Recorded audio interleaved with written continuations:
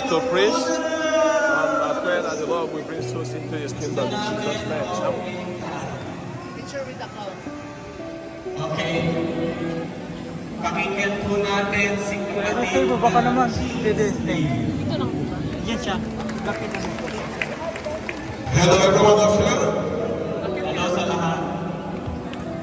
We come in the name of Jesus Christ Kami narito sa pangalan ni Yesu Cristo.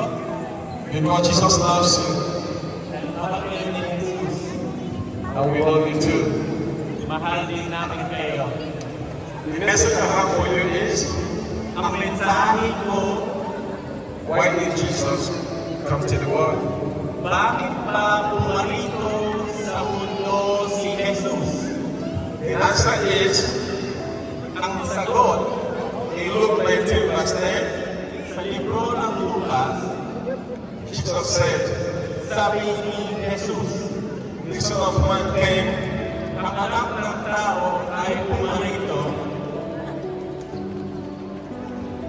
to seek and to save that which was lost. ay para hanapin at iligtas yaong mga nawala. All of us are lost in one way or the other. Lahat naman tayo ay nawala sa isang paraan o iba. Like a sheep, we all gone astray. Parang mga tupa tayo ay nawala sa landas. We are like a lost sheep, a lost coin, as the parable Jesus Christ gave in the book of Luke.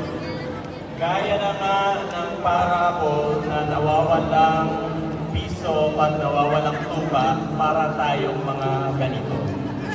So Jesus Christ came to do His Father's will, which is to look for us.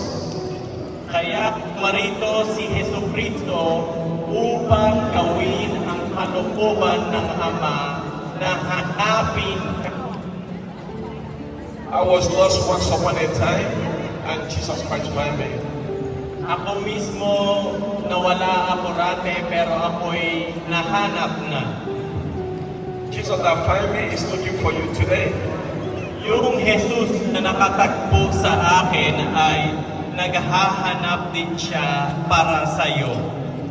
I want you to know that Jesus is touching into your heart right now, that through Him you can be saved. Ngayon po mismo kumakatok sa